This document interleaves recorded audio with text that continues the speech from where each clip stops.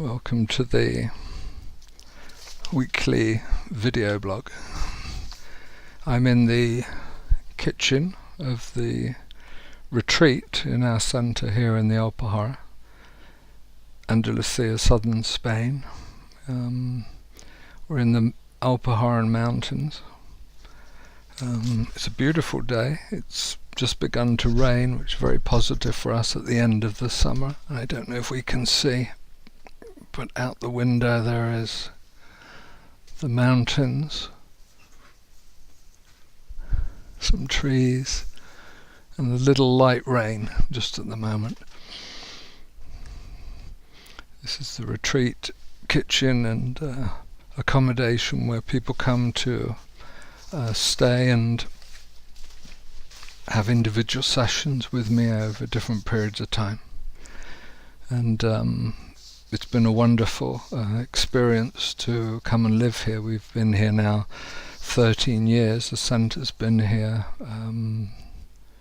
for groups, workshops, meditation groups, trainings, retreats, and individual and couples work in the yurt, which is really a round wooden building at this point.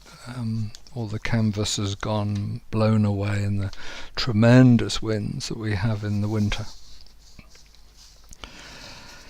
And I thought that I would come in here just for a change, and you can see we didn't tidy up. Video blog this week is called Real Art is Sacrifice.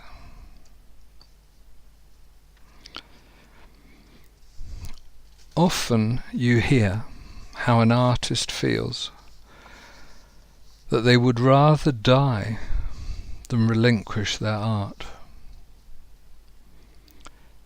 Singing, painting, sculpting keep them sane. Without the creative outlet of writing or poetry or dance, they would pack in life altogether.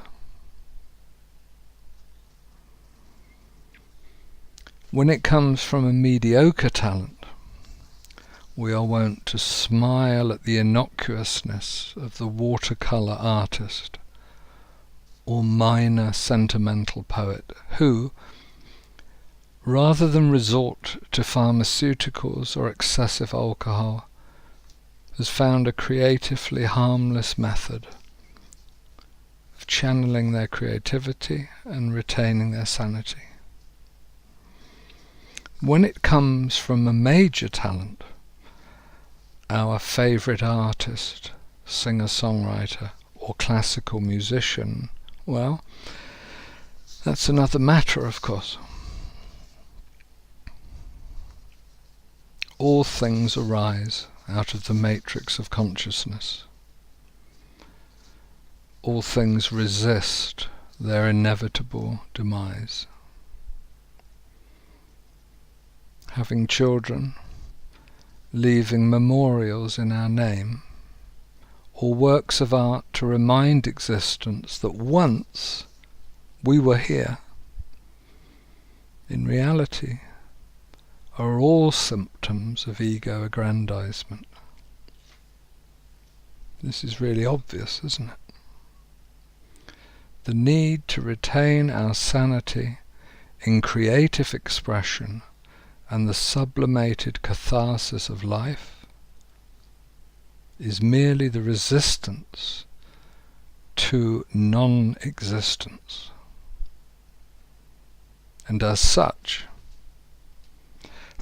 it stands in the way of your liberation. Often we confuse the means with the end.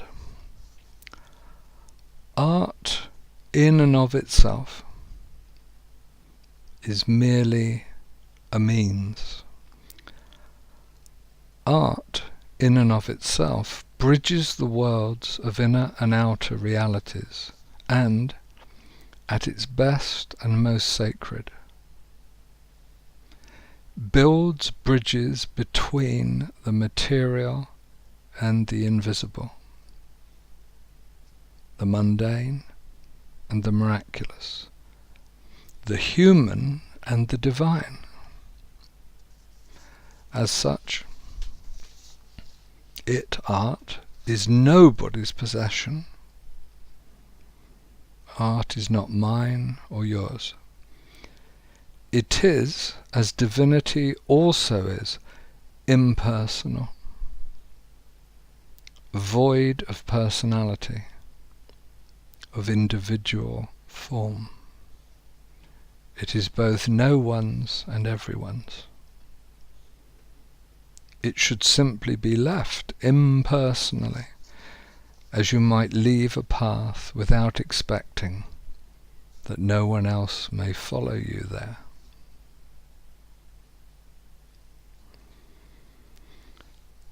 There are two possibilities, and they are both sacrificial in nature and spirit.